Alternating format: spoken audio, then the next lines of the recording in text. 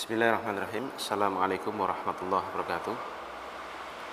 Alhamdulillah alladzi arsala rasulahu bil huda wa dinil haqq liyudhhirahu 'alad dini kullihi wa kafa billahi shahida. Asyhadu an la ilaha illallah wahdahu la syarikalah wa asyhadu anna Muhammadan 'abduhu wa rasuluhu la nabiyya wa la rasula ba'dah. Amma ba'd. Tulab wa talibat KMI kelas 10 Jajar Islamic Center yang dimuliakan Allah Subhanahu wa taala. Alhamdulillah pada kesempatan ini kita bisa memulai pelajaran kita di mata pelajaran akidah, yang mana semester ini kita akan mempelajari dan mendalami satu kitab yang sangat terkenal sekali, yang dikarang oleh mujaddidud dakwah, oleh ulama besar yang menjadi tokoh di Arab Saudi, bahkan bisa dikatakan pahlawan Arab Saudi, yaitu Syekh Muhammad bin Abdul Wahhab rahimahullah ta'ala. Dan syarah ataupun penjelasan dari kitab ini akan kita ambilkan dari syarahnya ulama yang juga sangat luar biasa, karya-karyanya sangat banyak dan mudah dipahami, yaitu Syekh Muhammad bin Shalih Al-Utsaimin rahimahullahu ta'ala. Kenapa kita perlu mempelajari kitab ini? Kitab ini berjudul Thalathatul Usul. Thalathatul Usul, kalau kita terjemahkan artinya 3 landasan utama. Maka kitab ini sangat penting dipelajari karena berisi tentang pondasi-pondasi dasar tauhid.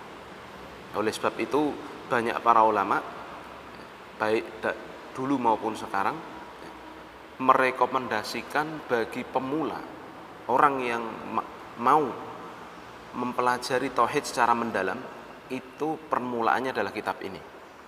Nah, Thalathatul Usul ini. Dan juga secara spesifik, secara khusus, kitab ini akan membahas tentang 3 masalah yang sangat penting sekali, yang setiap kita akan ditanyai besok ya, di kuburan kita, ya, yang disebut oleh para ulama ya, berdasarkan dalil-dalil yang ada, yang diistilahkan dengan fitnatul qabr. Fitnatul qabr ini artinya adalah ujian ya, yang ada di kuburan. Yang dimaksud adalah pertanyaan besok di kuburan. Nah, maka yang diajukan adalah tentang Thalathatul Usul ini, 3 landasan utama ini. Apa saja itu? Yang pertama, mengenal Allah Ta'ala. Yang kedua, mengenal agama Islam. Yang ketiga, mengenal Nabi Muhammad. Maka besok di hari ataupun di alam kubur, setiap orang yang meninggal akan ditanyai tentang 3 perkara ini. Kalau dia bisa jawab, ya, maka dia akan mendapatkan kebahagiaan, kenikmatan kubur. Kalau tidak bisa, waliyadzubillah, dia akan disiksa ya, dengan siksa kubur sebagaimana diterangkan oleh Allah dalam Al-Quran. Dan juga banyak Nabi telah memperingatkan kita tentang siksa kubur yang begitu mengerikannya, waliyadzubillah. Maka segala puji bagi Allah Subhanahu wa ta'ala yang telah memberikan pada kita kesempatan untuk bisa mendalami ya, materi ini, materi yang niscaya akan kita temui ya, besok ya, ketika kita harus menghadap Allah Subhanahu wa ta'ala ya, di alam kubur kita. Dan semoga Allah Subhanahu wa ta'ala ya, memberikan taufik pada kita untuk bisa istiqomah ya, hingga akhir hayat, sehingga kita bisa mengamalkan isi dari kitab yang insya Allah akan kita pelajari ini. Nah, sebelum kita masuk ke dalam pembahasan inti ya, dari matanya, alangkah baiknya dulu ketika kita mengenal sejarah atau mengenal biografi ya, Syekh Muhammad bin Abdul Wahhab. Silahkan dibuka bukunya halaman 9. Saya baca bahasa Arabnya, nanti tolong diharokati ya. Tarjamatu muallifi kitabi Thalathatil Usuli kalau kita terjemahkan artinya biografi penulis kitab Thalathatul Usul, Syekhul Islam Muhammad bin Abdul Wahhab, yaitu Syekhul Islam Muhammad bin Abdul Wahhab. Namanya adalah Muhammad, nama bapak beliau adalah Abdul Wahhab, begitu. Muhammad bin Abdul Wahhab. Di Arab pemanggilan orang begitu ya, nama plus bapaknya. Rahimallahu ta'ala, semoga Allah merahmati beliau. Kita baca di awalnya, nasabuhu, nasab beliau. Huwa Syekhul Islami Muhammad ibnu Abdul Wahhabi ibni Sulaiman ibni Ali ibni Muhammadin ibni Ahmad ibni Rashid ibni Barid ibni Muhammad ibni Musharraf ibni Umar min Bani Tamim. Nasab beliau adalah Syekhul Islam Muhammad bin Abdul Wahhab. Syekhul Islam di situ adalah julukan ya, julukan bagi orang yang dituakan karena ilmunya, yang menguasai berbagai bidang ilmu. Ya kalau gampangnya begini, kalau orang di kita kenalnya mungkin kayak profesor ya, tapi ini julukan dalam bidang agama. Dan banyak ulama ya yang dijuluki dengan Syekhul Islam pula. Misalkan Syekhul Islam Ibnu Taimiyah. Namun tidak semua ulama dijuluki dengan Syekhul Islam, karena memang yang dijuluki dengan Syekhul Islam ini adalah ya yang biasanya ya, itu menguasai banyak bidang ilmu agama. Nah, beliau julukannya adalah Syekhul Islam, nama beliau adalah Muhammad, nama bapak beliau adalah Ibnu Abdul Wahhab. Nama kakek pertama beliau berarti ya Sulaiman, lalu seterusnya kakek nasabnya beliau bin Ali bin Muhammad bin Ahmad bin Rashid bin Barid bin Muhammad bin Musharraf bin Umar, ini berarti kakek nasabnya ke atas ya. Dan beliau min Bani Tamim, berasal dari Bani Tamim. Mauliduhu, kemudian berikutnya kelahiran beliau. Wulida hadzal alimu fi baldatil Uyainata. Dilahirkan alim ini, tokoh ulama ini di satu negeri, satu daerah yang bernama Uyainah.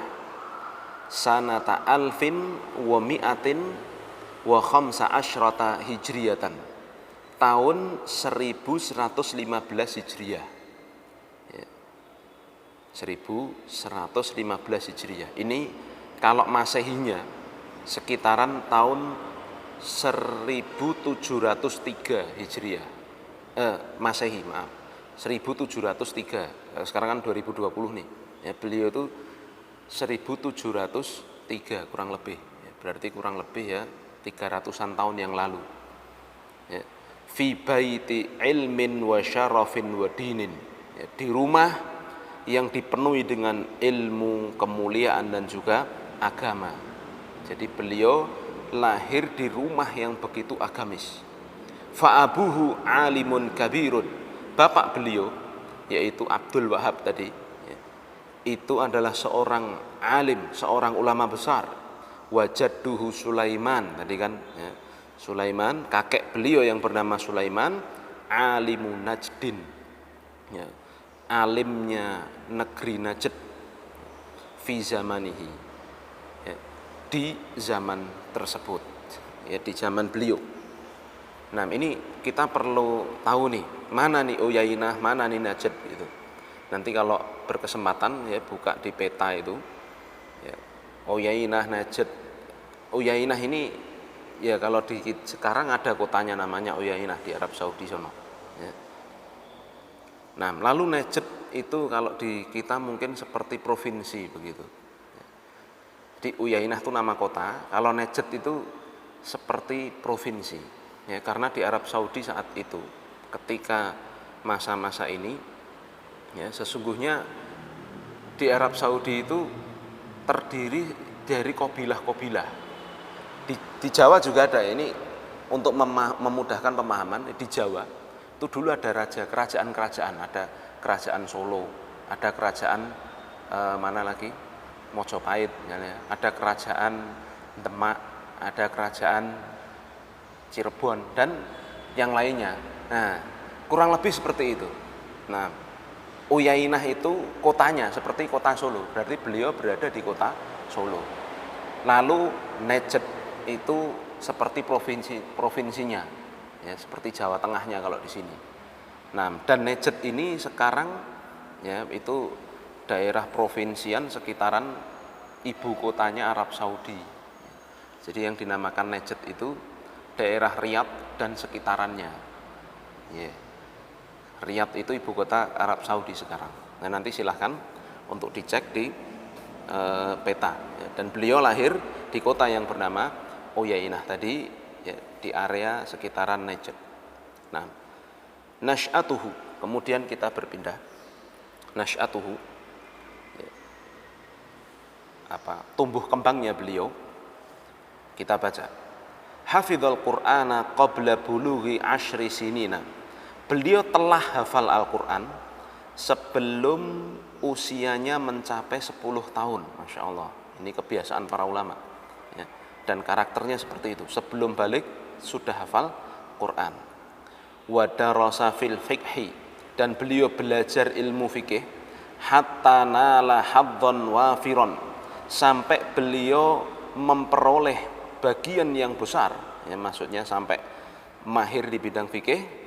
Wa kana maudhi'ul i'jabi min walidihi liquwwati hifdhihi, dan beliau Syekh Muhammad bin Abdul Wahab merupakan tempat jatuhnya kekaguman bapaknya. Maksudnya apa? Ya maksudnya beliau itu anak yang sangat dikagumi bapaknya sendiri. Kenapa? Liquwwati hifdhihi, karena kuatnya hafalan beliau. Ya, jadi kecil belum dewasa saja sudah hafal Quran dan belajar fikih sampai mantap kalau bahasa Jawa nih. Ya, makanya bapaknya sendiri sangat kagum, sangat senang, sangat bangga dengan beliau. Wa kana katsirul mutalaati, dan beliau adalah orang yang banyak mentelaah, banyak membaca. Ya, suka membaca. Fi kutubit tafasiri wal hadithi, membaca kitab-kitab tafsir dan juga hadis. Wajadda fi talabil ilmi lailan wa naharan, dan beliau sungguh-sungguh serius dalam menuntut ilmu itu siang dan malam. Ya, kalau di dalam tarkibnya bahasa Arab disebutnya lailan dulu baru nahar, malam dan siang. Ya, kalau di Indonesia disebutkannya siang dan malam, ya, tarkibnya begitu. Jadi beliau orang yang sangat serius menuntut ilmu siang dan malam. Fakana yahfadul mutunal ilmiyata fi syattal funun, dan beliau menghafalkan mutun-mutun ilmiah, matan-matan ilmu di berbagai macam bidang ilmu. Matan itu adalah gampangnya begini, ringkasan ilmu yang dibuat oleh para ulama. Biasanya dijadikan satu kitab, nggak terlalu tebal. Ya, kalau nanti antum punya ini, ya, nanti tolong dicari. Matan Thalathatul Ushul itu paling berapa halaman? 10 atau 14 halaman, beberapa versi.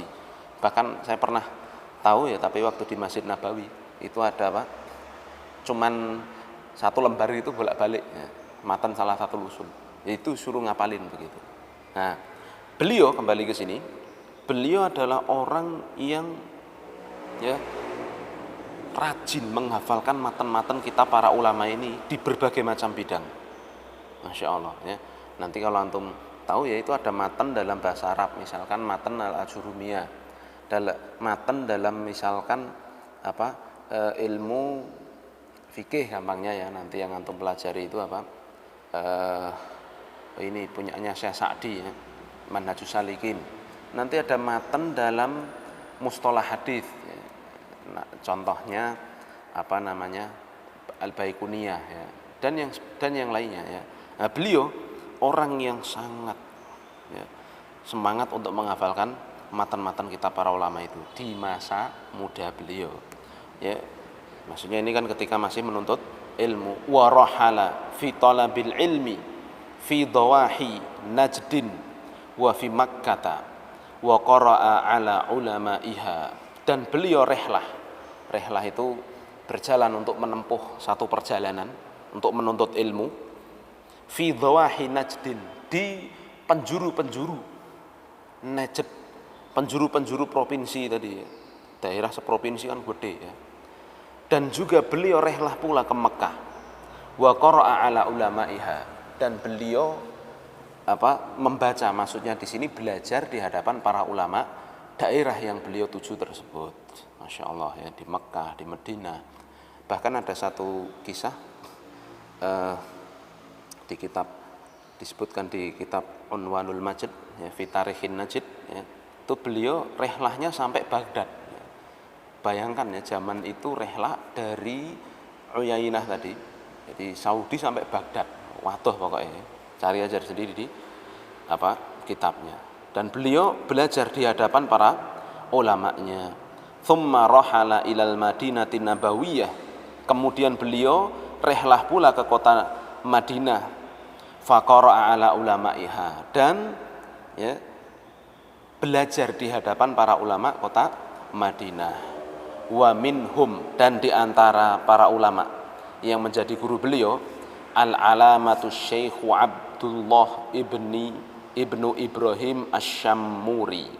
Ya, di antaranya adalah Syekh Abdullah bin Ibrahim Asy-Syammuri. Kama qara'a ala ibnihil Fardi Asy-Syahir Ibrahim Asy-Syammuri.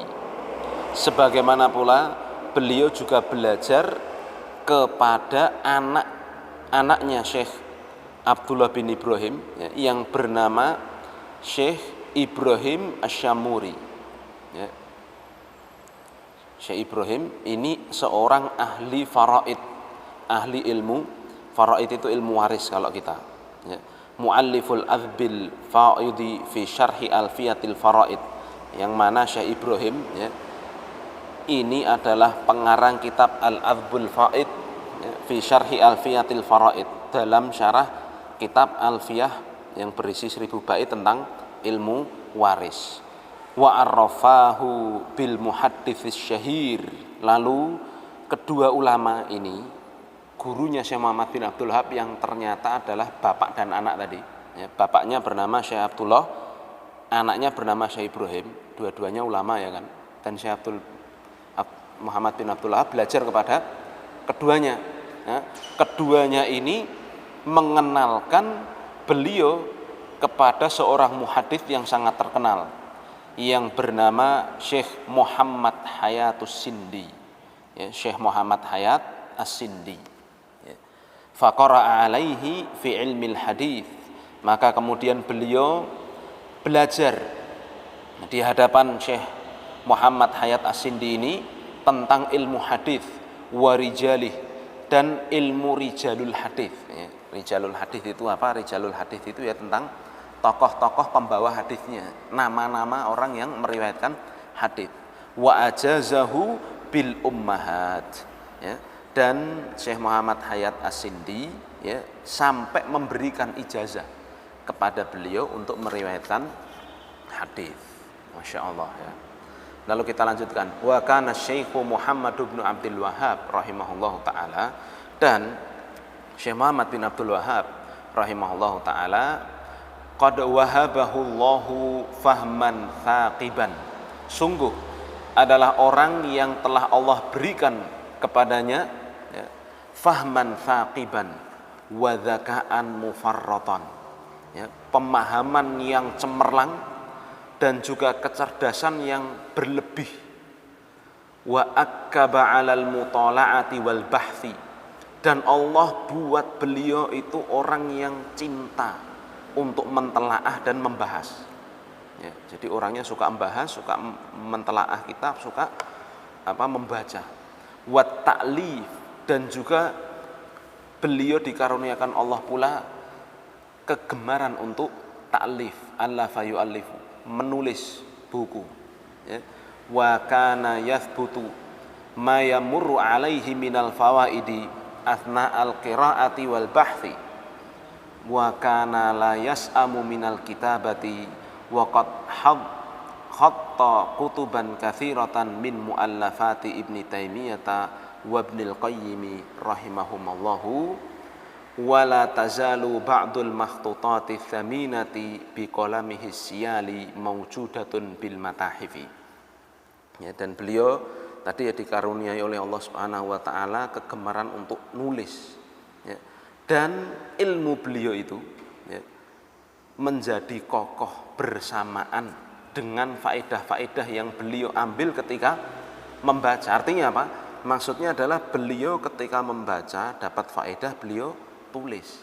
Itulah yang menguatkan pemahaman. Ya.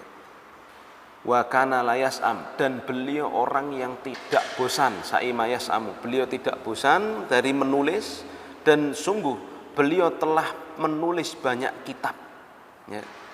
Banyak kitab min mu'allafati Ibnu Taimiyah wa Ibnul Qayyim yang bersumber dari karangan-karangan Syekhul Islam Ibnu Taimiyah dan juga Ibnul Qayyim Al-Jauziyah. Ya, jadi beliau membaca bukunya Syekhul Islam Ibnu Taimiyah. Lalu beliau ini gampangnya ya. Beliau kemudian meringkas, ini begini. Lalu beliau membaca buku Ibnul Qayyim, beliau ringkas, ini intinya begini. Beliau tulis, ini ringkasannya. Masya Allah. Jadi beliau paham terhadap kitab-kitabnya Syekhul Islam Ibnu Taimiyah dan juga tahu dan mengambil semua faedah dari kitab-kitabnya Ibnul Qayyim rahimahullahu ta'ala. Lalu beliau sendiri tuliskan itu semua ringkasannya. Masya Allah. Dan kita harusnya begitu ya, kalau belajar ya ditulis ya. Nah makanya satu perkataan yang sangat terkenal ya, ada yang mengatakan itu perkataannya Imam Ahmad bin Hanbal rahimahullah ta'ala, qayyidil ilma bil kitabah, ikatlah ilmu dengan nulis. Nah ini perlu bagi kita untuk berlatih seperti itu, membaca intinya ditulis, baca intinya ditulis. Nah ini telah dipraktekkan Syekh Muhammad bin Abdul Wahab sehingga beliau ya, memiliki banyak kitab. Wala tazalu ba'dul makhtutati thaminati, dan senantiasa beberapa tulisan asli. Makhtutat itu tulisan asli. Jadi kalau antum pernah ke museum, nah itu lihat tulisan asli itu. Nah, itu namanya makhtutat. Tulisan asli tangan beliau ya, yang ditulis dengan tangan beliau masih senantiasa ada sampai sekarang di perpustakaan, tapi ya di sana ya, di Arab Saudi, dan banyaknya pula disimpan oleh Jamiatul Imam Muhammad bin Saud ya, di Riyadh, di ibu kota Arab Saudi. Nah, saya lanjutkan paragraf berikutnya. Walama tuwfiya walidu, dan ketika bapak beliau meninggal, sanata alfin wa mi'atin wa thalathin wa khamsina hijriyatan, tahun 1153 hijriah, akhadha yu'linu jahran bid-da'wati salafiyah, beliau mulai terang-terangan ya, berdakwah dengan dakwah salaf ya, ila tauhidillahi wa inkaril munkar ya, beliau mengajak manusia untuk mentauhidkan Allah dan juga mengingkari kemunkaran. Wa yuhajimul mubtadi'ati, dan beliau ya, membantah ahlul bid'ah, wa ahlal authani wal asnam, dan juga beliau mematahkan dalil-dalilnya penyembah-penyembah patung dan juga berhala ya, beliau mengingatkan mereka semua.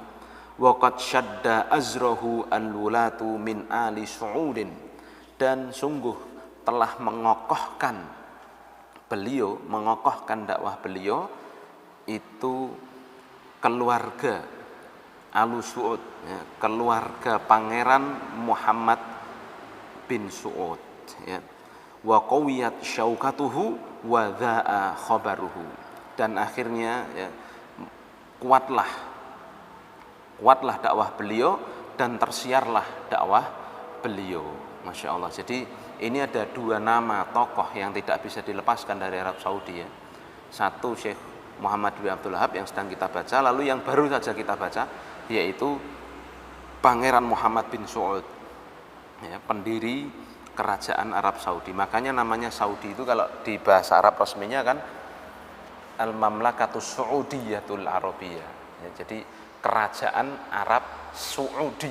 Saudi itu dari kalimat Su'ud ini. Nanti saya terangkan ya hubungan beliau dengan Pangeran Muhammad bin Saud ya, tapi kita lanjutkan dulu mu'allafatuhu. Paragraf berikutnya adalah beberapa contoh mu'allafat karangan-karangan hasil karya Syekh Muhammad bin Abdul Wahhab. Walahu rahimahullahu taala muallafatun nafi'atun nadhkuru minha. Ya, beliau memiliki banyak kitab-kitab yang bermanfaat, yang sangat bagus ya. Kita sebutkan di antaranya, ini di antaranya cuma sedikit ya, banyak yang lain. Yang pertama kitab Tauhid. Kitab Tauhid ini jadi pelajaran nanti kelas 2, kelas 11-nya. Lalu kitab Kasyfus Syubhat, ya, kitab yang berisi kasyfus syubhat, menyingkap syubhatnya, menyingkap syubhat ya, dalam masalah tauhid pula. Kemudian Kitabul Kabair, kitab Al-Kabair yang berisi tentang dosa-dosa besar ya, diurutkan oleh beliau. Kitabul Thalatsatil Usul, kitab 3 landasan utama yang sedang kita pelajari ini ya, atau akan kita pelajari ini. Kitab Mukhtasaril Insaf wa Syarhil Kabir ya, kitab Mukhtasar Insaf wa Syarhil Kabir, wa kitab Mukhtasar Zadil Ma'ad, dan kitab Mukhtasar ya, ringkasan Zadul Ma'ad karya Ibnu Qayyim. Jadi yang seperti tadi diringkas ya, Zadul Ma'ad itu beliau ringkas, lalu jadi satu kitab beliau kasih judul Mukhtasar ringkasan Zadul Ma'ad. Walahu fatawa wa rasail ya, beliau juga memiliki fatwa-fatwa dan juga rasail ya, kumpulan tulisan-tulisan seperti surat begitu ya. Jumi'at bismi majmu'ati mu'allafatil Imam Muhammad ibn Abdul Wahhab, yang dikumpulkan dengan nama kumpulan tulisan-tulisan Syekh Muhammad bin Abdul Wahhab tahta isyrafi jami'atil Imam Muhammad ibn Su'ud, yang berada di bawah naungan, dikumpulkan di bawah naungan Universitas Muhammad bin Su'ud, kota Riyadh, Arab Saudi ya. Jadi beliau memiliki banyak karya yang sangat luar biasa. Terakhir paragraf terakhir, wafatuhu tuwfiya rahimahullah taala, beliau Syekhul Islam Muhammad bin Abdul Wahhab meninggal tahun ama alfin wa mi'ataini wa sittatin hijriyatan. Beliau meninggal tahun 1206 Hijriah ya. Nah, kalau di Masehikan, kalau tadi beliau lahir 1703 ya. Nah, sekarang kalau di Masehikan 1206 ini sekitaran 1792 atau 93-an. Ya, berarti beliau meninggal ketika kurang lebih usianya 90-an tahun kalau Masehi. Ya. Farahimahullahu rahmatan wasi'atan, semoga Allah Subhanahu wa taala merahmati beliau dengan rahmat yang luas, wa jazahu 'anil islami wal muslimina khairal jazai, dan semoga Allah membalas atas jasa beliau kepada Islam dan kaum muslimin dengan sebaik-baik balasan. Innahu sami'un mujibun, sesungguhnya Allah Subhanahu wa taala yang Maha mendengar, Maha mengabulkan. Walhamdulillahirabbil alamin, segala puji bagi Allah. Wassallallahu wasallamu ala nabiyyina Muhammadin wa ala alihi washabihi ajma'in. Naam. Biqalamil faqir ilallah Fahad ibnu Nasir ibnu Ibrahim As-Sulaiman ya. Dan ini ditulis oleh beliau Syekh Fahad bin Nasir bin Ibrahim As-Sulaiman. Nah, ini yang bisa saya sampaikan di pertemuan ini.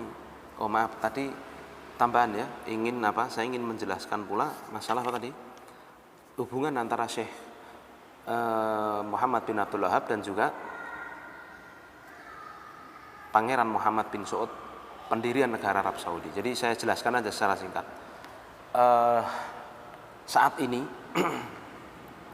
mungkin antum akan banyak mendengar kalimat-kalimat Wahabi, dan kalimat Wahabi itu dituduhkan untuk kejelekan ya, untuk kejelekan. Jadi yang mereka kira dakwah yang jelek-jelek itu digelari dengan Wahabi, dan lebih kejinya lagi dituduhkan kepada beliau, yaitu Syekh Muhammad bin Abdul Wahhab. Secara kaidah tata bahasa Arab saja, tuduhan Wahabi itu sudah salah itu. Nama beliau tadi siapa? Muhammad namanya. Bapaknya Abdul Wahhab. Ya, kalau isim nisbah dinisbahkan, kalau yang dimaukan adalah Muhammad bin Abdul Wahhab, ya harusnya kan apa? Muhammadi, bukan Wahabinya. Nah, tetapi ya itulah orang yang menuduh ya, sukanya Ya seperti itu. Dan sejarah tuduhan-tuduhan kepada tokoh-tokoh Islam ya, ini tidak lain tidak bukan memang banyak dilakukan oleh orang-orang kafir sebagai propaganda untuk menjauhkan umat Islam dari pemahaman yang benar, dari Islamnya itu sendiri. Ya makanya tokoh-tokohnya dituduh dengan hal-hal yang macam-macam. Ya, contoh di Indonesia terjadi, tuanku Imam Bonjol mungkin ya dengar semua. Itu dituduh makar gini-gini, bikin perang, perlawanan dan sebagainya, sampai adanya namanya perang Padri itu kan. Yang nuduh siapa? Belanda. Basa Jawa ne londo sing nuduh. Untuk apa? Supaya orang-orang Indonesia saat itu mau dibodohi. Ya, supaya perang sendiri lawan pangeran tuanku Imam Bonjol.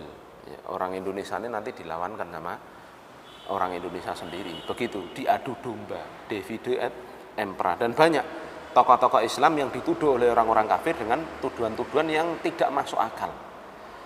Nah, lalu ya tentang sejarah Syekh Muhammad bin Abdul Wahab ini, poin pertama tadi ada tuduhan Wahabi dan itu salah, secara bahasanya sudah salah. Lalu yang kedua yang ingin saya sampaikan terkait dengan sejarah Syekh Muhammad bin Abdul Wahab ya, bahwa sesungguhnya ada orang ya, namanya Wahab Abdul Wahab bin Rustum. Tapi orangnya ini hidup sekitaran tahun 211 Hijriah di Maghrib. Maghrib itu Maroko sono. Nah, Abdul Wahab bin Rustum ini memang orang yang berpemahaman Khawarij, ya suka membantai dan sebagainya. Nah, bisa jadi ya, yang namanya tuduhan kan, yang sesungguhnya dikatakan Wahabi yang suka membantai orang, ya mengkafir-kafirkan orang, itu Abdul Wahab bin Rustum ini. Ya memang faktanya begitu. Abdul Wahab bin Rustum ini pembawa pemahaman Khawarij, sidik-sidik dikafirkan, dibunuh dan sebagainya, membuat banyak keonaran. Ya. Dia hidup di tahun 211. Syekh Muhammad bin Abdul Wahab tadi baru lahir tahun 1115. Wah, syatana. Ya, sangat jauh sekali. Si jine yang satu lahir 211, yang satu lahir 1100 berapa tadi? 15. Ini sangat jauh sekali. Maka kita harus tahu nih, ada dua orang ya. Satu Syekh Muhammad bin Abdul Wahab, pembawa dakwah, pendiri negara Arab Saudi, ya. Pahlawannya Arab Saudi, ya, ulamanya Arab Saudi. Yang satu Abdul Wahab bin Rustum, hidupnya tahun 211, hidupnya di Maroko, ya, pembawa pemahaman Khawarij, mengkafir-kafirkan orang, suka membantai orang. Jadi ini dua orang yang berbeda dulu, kita harus tahu. Nah, nanti kalau ada kalimat-kalimat Wahabi, ya, tuduhannya kemana? Nah, dan kemudian faktanya bagaimana? Kita harus tahu. Ya. Kemudian yang ketiga yang ingin saya sampaikan, ya, bahwasanya Syekh Muhammad bin Abdul Wahab ini, ya di Indonesia ini mungkin seperti Syekh Muhammad bin Abdul Wahab dan juga Pangeran Muhammad bin Saud. Kalau di Indonesia itu mungkin seperti Bung Karno dan Bung Hatta itu. Ya, dua tokoh sentral pendirian negara Indonesia. Ya, makanya kalau kita ngejek-ngejek Wahabi, wah di Arab Saudi bisa dihajar. Tapi alhamdulillah ya, orang Indonesia yang kadang keterlaluan. Ya. Kalau ya saya aja pernah tuh ya di Mekah lihat udah komat itu, Masjidil Haram itu komat. Orang Indonesia nyantai aja pada ngerokok di pinggir-pinggiran jalan itu. Sampai polisi ini pada datang bawa pentungan. Ayo sana sholat. Solu begitu. Ya itulah ya. Orang-orang kita kadang begitu. Masya Allah. Padahal itu di tanah suci. Ya. Nah, beliau ini seperti tokoh sentralnya kalau di Indonesia. Ya. Makanya kalau kita menghina, ya satu di antara dua ini, Muhammad bin Saud atau Muhammad bin Abdul Wahab, ya seperti kita menghina, kalau orang Indonesia seperti kita menghina Bung Karno dan Bung Hatta. Tapi ini Indonesia mungkin dipukulin ya. Nah, ada orang menghina terang-terangan Bung Karno begini bisa dipukulin itu. Nah, ya, atau ditangkap polisi minimalnya. Nah, di Saudi ya juga sama. Jadi beliau ini dengan Pangeran Muhammad bin Saud ya, ini dua tokoh sentral pendirian negara Arab Saudi. Lalu poin keempat yang ingin saya sampaikan ya, awal dakwah Syekh Muhammad bin Abdul Wahab ya, Jadi tadi kan kita baca beliau itu orang yang dari kecil hafal Quran, belajar dan sebagainya. Lalu ketika bapak beliau meninggal tadi, beliau mulai dakwah, ya kan? Nah, dan di kitab Unwanul Majd, ya, fi Tarikhin Najd, ya, itu disebutkan awal dakwah beliau itu di daerah yang bernama Khuraimila. Ya, itu enggak jauh dari Uyainah itu. Ya. Beliau ngajari anak-anak kecil bahkan TPA lah kalau di Indonesia ya, baca Quran ya, sambil diajari apa? Tauhid yang benar, hadis yang sahih dan sebagainya. Ya, karena saat itu di daerah ya, daerah tersebut banyak terjadi kesyirikan, khurafat, bid'ah. Kalau di Indonesia disingkat dengan TBC. Ya. Apa TBC itu? Apa namanya? Khurafat, bid'ah dan juga syirik itu ya. T-nya kok saya lupa ya apa itu. Nah, ya. Jadi di Khuraimila. Lalu ketika beliau sudah merasa yakin tambah besar ya, banyak yang paham dengan Islam yang benar di daerah Khuraimila tersebut, beliau pindah ke Uyainah, kota kelahiran beliau. Beliau dakwah di situ ya. Dakwah, ngajari orang-orang, bahkan juga itu tadi anak-anak kecil beliau ajari ini tauhid yang benar, Al-Qur'an yang benar, tafsir yang benar, hadis yang benar, hadis yang sahih ya. Akhirnya banyak orang yang percaya dengan dakwah beliau. Kemudian beliau berdakwah ya, mulai dakwah di tempat yang ketiga yaitu Dir'iyah itulah. Dir'iyah ini sesungguhnya adalah kalau sekitar sekarang ya seperti kota begitu.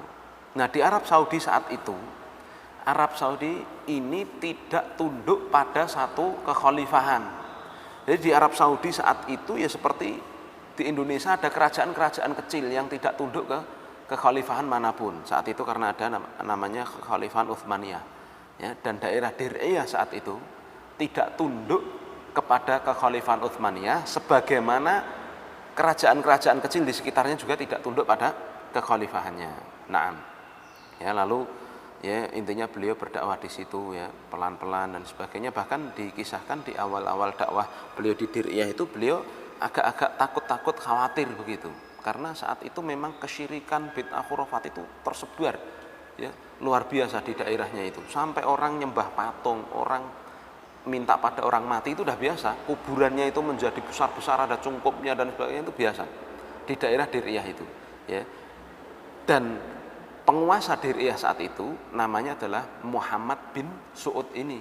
Beliau awalnya takut-takut gimana begitu kalau bahasa kita. Nah, makanya beliau singgah dan tinggal di rumah seorang syekh ya, yang bernama Syekh Abdullah bin Suwailim. Ya, beliau tinggal di situ, dan Syekh Abdullahnya ya, yang dijadikan tempat tinggal beliau ini juga takut juga, ini konangan ojo-ojo nek konangan rajane raja Dir'iyah kok diapa-apake ini kan begitu.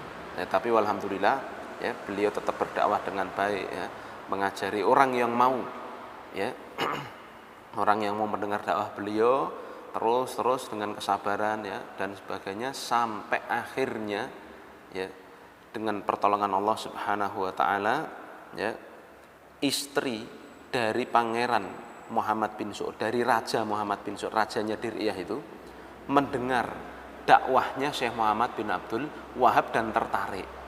Maka istri pangeran, istri sang raja ya, kalau nggak salah namanya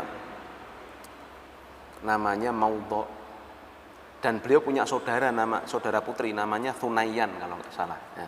Dua orang kakak beradik ini ya, yang satuan istrinya raja, ngundang Syekh Muhammad bin Abdul Wahab untuk berdakwah ya. Dan Syekh Muhammad bin Abdul Wahab berdakwah ya, mengajari ini tauhid yang benar, ini hadits yang benar, Quran yang benar, pemahaman yang benar dan sebagainya, sampai akhirnya ya istri dari rajanya ini percaya.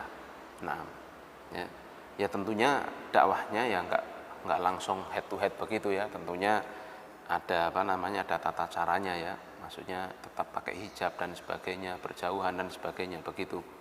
Nah, setelah istrinya sang pangeran ini percaya, lalu istrinya ini ngasih tahu pada suaminya, wahai suamiku, tahu nggak kamu dengan dakwahnya Muhammad bin Abdul Wahab yang menjauhkan orang dari syirik, bid'ah dan sebagainya? Lu nggak tahu aku, kasih tahu aku coba begitu.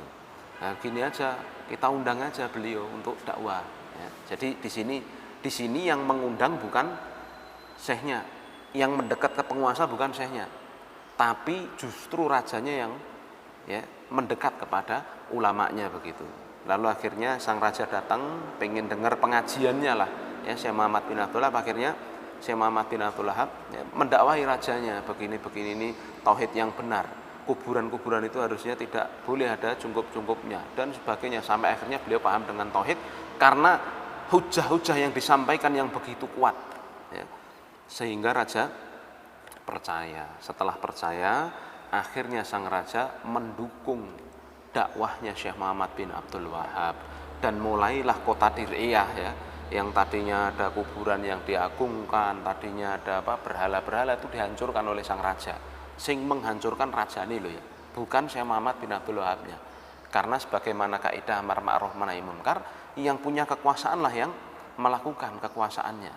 Jadi akhirnya kota Dir'iyah itu ya, daerah Dir'iyah itu menjadi penyebaran syariat Islam yang sesuai dengan pemahaman salaf saat itu. Nah, kemudian ya, berkembanglah ya, karena namanya kerajaan-kerajaan kan biasa itu saling berperang, sana lawan sini, sana lawan sini. Ya akhirnya Dir'iyah melebarkan kekuasaan ya, dan misinya adalah mendakwahkan tauhid ya, daerah sekitar, ayo Islam sing bener begini ya, tidak boleh kita mengagungkan kuburan, tidak boleh kita nyembah berhala, tidak boleh kita begini. Kalau mau ayo kita gabung, kalau tidak mau ya sudah, maunya apa kan begitu. Akhirnya terjadi perang dan sebagainya ya, sampai akhirnya membesarlah kekuasaan Dir'iyah itu sampai seperti Arab Saudi sekarang, subhanallah ya. Nah, sehingga bisa membebaskan kota Mekah, kota Madinah dari kuburan-kuburan. Bahkan kalau tidak salah di daerah sekitar Najd itu, sekitar Riyadh itu, dulu kan ada perang Yamamah ya. Di perang Yamamah itu terbunuh saudara kandungnya Umar bin Khattab yang bernama Umar bin Khattab yang bernama Zaid ibn Khattab ya, di daerah Yamamah di dekat Riyadh itu. Kuburannya Zaid ibn Khattab saat itu jadi kalau di Indonesia ya jadi kayak apa? Masjid lah, besar sekali begitu. Benar-benar diagungkan. Itu dihancurkan oleh Pangeran Muhammad bin Saud. Karena itu simbol kesyirikan, masya Allah. Jadi kuburannya jadi tanah tok begitu. Nah, dan seluruh Arab Saudi ya akhirnya dipenuhi dengan dakwah tauhidnya ya Syekh Muhammad bin Abdul Wahab yang disokong, yang didorong oleh Pangeran Muhammad bin Saud. Walhamdulillah sampai sekarang jadilah negeri Arab Saudi itu ya, yang berpemahaman lurus ya, akidahnya benar Ahlussunnah wal Jamaah, yang juga berpemahaman secara umum madhabnya Hanbali ya, karena Syekh Muhammad bin Abdul Wahab memang mengambilnya kebanyakannya dari madhab Hanbali.